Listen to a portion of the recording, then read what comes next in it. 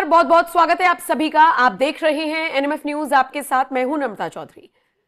35 साल की एक लड़की जो मूल रूप से अरुणाचल प्रदेश की रहने वाली है, उसको शंघाई हवाई अड्डे पर रोक लिया जाता है। कहा जाता है कि आपका जो पासपोर्ट है, आपके जो डॉक्यूमेंट्स हैं, आपका जो वीजा है वो इनवैलिड है। और इनवैलिड किस आधार पर कहा जाता है? उसे यह कहा जाता है कि आपका अरुणाचल प्रदेश इंडिया में नहीं आता बल्कि चाइना का हिस्सा है। और उसके बाद से ही हम देख रहे हैं कि पिछले 2-3 दिन से इस पूरी खबर पर बवाल मचा हुआ है। यहां तक कि भारत के विदेश मंत्रालय की तरफ से रणधीर जायसवाल ने ऑफिशियल स्टेटमेंट भी दिया और चाइना को सबक सिखाने की कोशिश की। जैसे डकैत नहीं, डकैती किया करते थे, जैसे पहले मुगल आया करते थे और राज्यों की जमीनों को छीन लिया करते थे, चाइना उसी भूमिका में नजर आ रहा है। तिब्बत भी मेरा है, अरुणाचल भी मेरा है, तो ये भी मेरा है, तो सब मुझे दे दो। अब देखिए, सबसे हैरान कर देने वाली बात क्या है, जो ऑफिशियल्स एयरपोर्ट पर मौजूद थे वो इस लड़की का मजाक उड़ा रहे हैं। अब सोचिए, 18 घंटे इस लड़की से पूछताछ हुई और इसमें एक फेज ये भी था कि इसे इस हरासमेंट का सामना भी करना पड़ा, जिसमें से ये कहा गया कि आप चाइना वाला आप बनवाइए ना पासपोर्ट, आप ये इंडिया वाला पासपोर्ट और अरुणाचल को इसमें काउंट क्यों कर रही हैं। अब सोशल मीडिया पर जब ये मुद्दा सामने आया तो लोगों की अलग अलग प्रतिक्रियाएं सामने आई। आज इसी पर चर्चा करेंगे। मेरे साथ मेरे वरिष्ठ सहयोगी पंकज प्रसून मौजूद हैं। पंकज जी, 35 वर्षीय लड़की के साथ क्या हुआ एयरपोर्ट पर, क्या था ये पूरा मामला, पहले इसे विस्तार से समझाइए। इनका नाम प्रेमा वांग है, प्रेमा वांग थोंगडोक। ये रहती हैं ब्रिटेन में और ये लंदन से जापान जा रही थी। मूल रूप से अरुणाचल प्रदेश की रहने वाली हैं। इनका वीजा पासपोर्ट सब भारतीय है। तो जब वो लंदन से जापान जा रही थी तो बीच में एक ट्रांजिट पड़ता है प्लेन बदलने के लिए, वो संघाई एयरपोर्ट पे रुकी और संघाई एयरपोर्ट पे ये घटना हुई। संघाई एयरपोर्ट के अधिकारियों ने कहा कि अरे आप तो अरुणाचल प्रदेश की हैं, तो ये चाइना में आता है, फिर आपके पास इंडियन पासपोर्ट कैसा है, हम नहीं मानेंगे इसे। और 18 घंटे तक इनको टॉर्चर किया गया वहां पे। लेकिन मैं थैंक्स कहना चाहूंगा इस 25 वर्षीय महिला का, भारतीय महिला का। ये दबाव के बावजूद झुकी नहीं और वो कहते रहे I am a proud Indian, Arunachal Pradesh belongs to India. और चीन के दर्जनों अधिकारी के सामने ये 18 घंटे तक डटी रही। बाद में जब इसकी सूचना इन्होंने एक्स के माध्यम से दी तो फिर ये वायरल हुआ, फिर वहां अधिकारी पहुंचे, तब इन्हें वहां से निकाला गया। मैं एक चीज बार बार बोलता हूं, अरुणाचल प्रदेश में गया हूं और वहां के लोग अभिवादन में, जैसे हमारे यहां प्रणाम, नमस्ते, स्माइल देते हैं ना, वहां जब भी आप किसी से मिलेगा तो वो जय हिंद कहते हैं। अरुणाचल प्रदेश में आप कहीं भी जाइए, आप अनजान आदमी मिलेगा, जय हिंद सर, जय हिंद ब्रदर, इस तरह करते हैं। तो जिसके रग रग में जय हिंद हो वो कैसे अलग कर सकते हैं। और रही बात चाइना की, तो अगर इस तरह के टुच्ची हरकतों से अगर देश की टेरिटरी मिलने लगती ना, तो फिर तो कब का हो चुका होता। सिक्किम पे भी उसका क्लेम था, क्या हुआ। चाइना का तो यह हाल है कि वो भूटान और नेपाल पर भी क्लेम करता है। लेकिन क्लेम करने से कुछ नहीं होगा ना। अब मैं एक सीरियस बात बताता हूं आपको, और आप सोच रहे होंगे कि अभी ही चाइना ने क्यों किया, क्योंकि बहुत सारे यात्री जाते होंगे, बहुत सारे अरुणाचली जाते होंगे, बहुत लंबे वक्त से ट्रैवल कर रही है, इन्हें भी कभी कोई दिक्कत नहीं हुई। अभी कभी कोई दिक्कत नहीं, अभी क्यों, यह महत्वपूर्ण है। अभी इसलिए नम्रता कि अभी चाइना की इकोनॉमी रसातल में जा रही है। अभी वहां का जो कम्युनिस्ट पार्टी ऑफ चाइना है उसमें फ्रिक्शन है। शी जिनपिंग को हटाने के लिए एक मजबूत लॉबी काम कर रही है। वहां बेरोजगारी बढ़ रही है, वहां का रियल एस्टेट सेक्टर जो है वो धराशायी हो रहा है। तो लोगों का ध्यान इन इकोनॉमिक इशू से हटाने के लिए चाइना कुछ ऐसा हरकत करेगा कि लोग देशभक्ति के नाम पे कम से कम एकजुट हो जाए सरकार के साथ।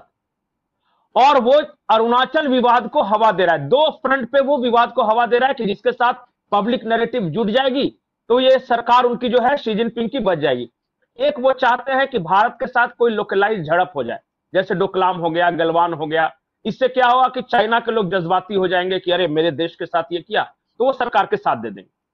और दूसरा वो कोशिश कर रहे हैं कि वियतनाम और उस तरफ का एरिया जो है ना, हांगकांग, वियतनाम, थाईलैंड, उनके साथ ये विवाद बढ़ाने की कोशिश कर रहे हैं। अभी आपको पता होगा कि कोलंबिया और इंडोनेशिया, ये इंडोनेशिया था नहीं, थाईलैंड और कंबोडिया, इनके बीच जो झगड़ा हुआ था, हाँ, इनके बीच एक मंदिर को लेकर झगड़ा हुआ। आपको क्या पता है कि उस झगड़े को बढ़ाने के पीछे चाइना कहां था? बिल्कुल बिल्कुल बिल्कुल। और वो चाह रहा है चाइना कि एक थोड़ा सा झड़प हो, युद्ध हो, थोड़ा सा लोग लोग जज्बाती होकर हमारा साथ दे दे, युद्ध हो, झड़प हो, लेकिन उसे बहुत ज्यादा इकोनॉमिकल नुकसान ना हो। उसी के तहत ये विवाद खड़ा करने की कोशिश की गई है। और मैं आपको अभी बोल के जा रहा हूं, 2026 नोट कर लीजिए, 2026 में चाइना और भारत के बॉर्डर पे कहीं ना कहीं झड़प जरूर होगी, क्योंकि चाइना वो चाहता है। बिल्कुल, जिस तरीके के हालात बन रहे हैं, अब सोचिए नहीं वो एक लड़की के बहाने क्या मैसेज देने की कोशिश है। वैसे इस लड़की ने एक न्यूज एजेंसी से बात भी की है, मुझे लगता है पहले वो स्टेटमेंट भी सुनवा देना चाहिए। इस लड़की ने क्या कुछ अपना एक्सपीरियंस शेयर किया है। The immigration, the manual counters for the immigration, and then she went on to say, Arunachal, not India, China, your visa not acceptable, your basically passport is invalid. अच्छा, इसके अलावा रणधीर जायसवाल क्या कुछ कह रहे हैं वो भी सुन लीजिए। You know, we have time and again spoken about this issue. We have made a couple of statements in the last month, last few weeks. Each time we have reiterated our position. So I would refer you to look at our statements that we've done. In fact, a couple of them, several of them that we've done. Then that is that clarifies our position. That, you know, just by naming something, you don't change the reality. The reality is what it is. Arunachal Pradesh is an integral part, inalienable part of India, and it will remain so.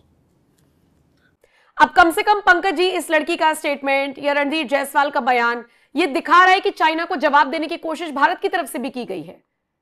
Bharat का तो stand है कि Arunachal Pradesh is integral part of Arunachal पर अपना दबदबा क्यों कायम रखना चाहता है चाइना? इसके पीछे की थोड़ी सी जियोपॉलिटिक्स समझाइए। देखिए, जब ये देश का बंटवारा हुआ ना, तो चाइना उस नक्शे को लेकर चलता है जो कि एक वन चाइना था, जो सबसे एक्सपेंशन जब उसका हुआ था ना एट इट्स पीक। उस राजा का नाम मुझे याद नहीं आ रहा है, वो शायद 18th सेंचुरी के कोई राजा थे। तो जहां तक चाइना का अंपायर गया था, वहां तक वो कहता है कि वो चाइना का एरिया है। बाद में अंग्रेज आया, फिर भारत भी ब्रिटिश के अंदर आया, और फिर वो भी गुलाम हुआ, चाइना भी गुलाम हुआ, तो वो सिकुड़ता गया। जिसको एक होता है मेनलैंड चाइना, वहां पे मेनलैंड चाइना में जो चीन हम जानते हैं। और फिर वो कहता है कि वन चाइना पॉलिसी, उसमें वो हांगकांग को, तिब्बत को, भूटान को, नेपाल को, अपना पूरा नॉर्थ ईस्ट जो है वो सिक्किम से लेके अरुणाचल से लेके ये सबको अपना मानता है, उधर मंगोलिया तक, और साउथ चाइना सी को अपना मानता है। यहां तक वो अपना एरिया बताता है वो। अब अभी भी उसकी मेंटलिटी में यही है कि हम जब पूरा अपने जो लॉस्ट ग्लोरी था उसको हासिल करेंगे। अच्छा, लेकिन उस बीच में बहुत कुछ बदला है। आज जो हमारा जो इंडिया है, वो इंडिया, देखिए म्यांमार भी ब्रिटिश के अंडर था, तो हम लोग कहते हैं कि ठीक है, हमारा जो ब्रिटिश इंडिया था, जहां तक इंडिया का फ्लैग था, जो हमने साथ मिलकर लड़ाई लड़ी, वो हमारा है।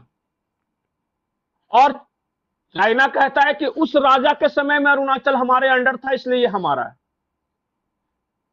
और वो मैकमोहन लाइन को मानने के लिए तैयार ही नहीं है, बार बार। और जब भी आप बात करने जाएगा तो वो कहते हैं कि नहीं, हमारे विचारों में फर्क है, सो और बात करने की जरूरत है, इस तरह करके। वो सिक्किम पे भी हक जमाता था, लेकिन फिर सिक्किम के साथ हुआ कि भैया तुम अगर सिक्किम बोलोगे तो तिब्बत हमारा, क्योंकि तिब्बत में भगवान बुद्ध गए थे और हमारा भी वो राज के अंदर था, तो होगा। तो उसके बदले अदला बदली हो गई। तो समझिए कि चाइना ने एक तरह से मान लिया कि सिक्किम आपका हो गया, भारत का ऑफिशियली। लेकिन अरुणाचल के एक बड़े हिस्से को वो कहता है कि हमारा है, और वो संभव ही नहीं है, क्योंकि जिस हिस्से को वो हम अपना बताता है, वो सदियों से भारत के साथ रहा है, और वो नाम भी बदल के कुछ उसको अलग नाम देता है, चाइनीज नाम। तो ये है। अब जो मैं आखिरी जो महत्वपूर्ण बात बता रहा हूं, वो आप समझिए कि लद्दाख साइड में चाइना ने एक्सपेंड करने की कोशिश की, इस वजह से कि हम किसी तरह काराकोरम पास को पहुंच जाए और पाकिस्तान के साथ हमारा, और भारत को डिटैच कर दे बिल्कुल बुरी तरीके से अफगानिस्तान, पाकिस्तान वगैरह से ऊपर से। उस वजह से वो जो था प्योंगयांग झील और उसके आसपास के एरिया पे ये कब्जा जमाना चाहता है। डोकलाम हुआ तो वो भूटान की वजह से, भूटान पे ये कब्जा करना चाहता था। भूटान बोला कि यार चाइना तो ताकतवर है, अब हमारे पास आ रहा है, वो सैनिक बढ़ा रहे, तो हम क्या करें। तो भूटान के राजा ने भारत से मदद मांगी कि देखिए हमारे देश पे कब्जा कर रहे, तब भारत जाके वहां पे खड़ा हो गया, अड़ गया। और जब अजीत डोभाल जी बात करने गए थे तो चाइना ने कहा कि भूटान तुम्हारा है क्या। तो अजीत डोभाल जी ने जवाब दिया, जो भारत का नहीं होता है सब चाइना का हो जाता है क्या। यही जवाब था। बोला कि भूटान इंडिपेंडेंट कंट्री है, उसकी 1 इंच भूमि हम किसी को नहीं कब्जा करने देंगे, वो अपने देश को चलाए, जो कमजोर है उस पर आप कब्जा कर लोगे, ये कोई तरीका है। तो ये डोकलाम विवाद हुआ। अब तीसरा झड़प होगा वो चाइना अपने इकोनॉमी से ध्यान हटाने के लिए अरुणाचल साइड में करेगा, और वहां उसने मूवमेंट वगैरह बढ़ाया है वो करके। तो चाइना लड़ाई लड़ता है तो कैलकुलेटेड रिस्क लेता है, वो लड़ाई लड़ता है, वो देखता है कि सामने, वो जैसे ठहरे हुए पानी में कंकड़ मार के देखता है कि सामने वाले का रिस्पॉन्स कैसा हुआ। आपका रिस्पॉन्स अगर कड़ा हुआ तो वो पीछे हट जाएगा फिर, और आप अगर ढूंढ रहे तो 1962 की तरह वो चढ़ बैठेगा। 1962 में वो कभी कब्जा नहीं कर पाता अगर हमारे जवाहरलाल नेहरू हिंदी चीनी भाई भाई का नारा नहीं लगाते। तो उस वक्त थोड़ा सा कड़ा हो जाते ना, आंख दिखा देते तो वो पीछे हट जाता। ये चाइना की शुरू से पॉलिसी है, चाइना कभी फुल फ्लेज वॉर नहीं लड़ता। ठीक है, तो अभी इस लड़की का क्या पूरा विवाद हुआ, कैसे विवाद हुआ, क्यों इसको रोका गया, वो हमने आपको समझाने की कोशिश की। अरुणाचल को लेकर चाइना का क्या हस्तक्षेप है, क्या लड़ाई है, क्या उसकी मांग है, ये आपने समझने की कोशिश की। शुक्रिया पंकज जी मेरे साथ जुड़ने के लिए। अब आपके हवाले ये खबर, बताइएगा जरूर आप इस खबर पर क्या राय रखते हैं। आपके हिसाब से भारत को कैसे जवाब देना चाहिए, कैसे डील करना चाहिए, कमेंट सेक्शन में आप अपनी राय में जरूर दीजिएगा। बाकी अपडेट्स के लिए आप एनएमएफ न्यूज की वेबसाइट www.newsnmf.com पर भी विजिट कर सकते हैं। शुक्रिया।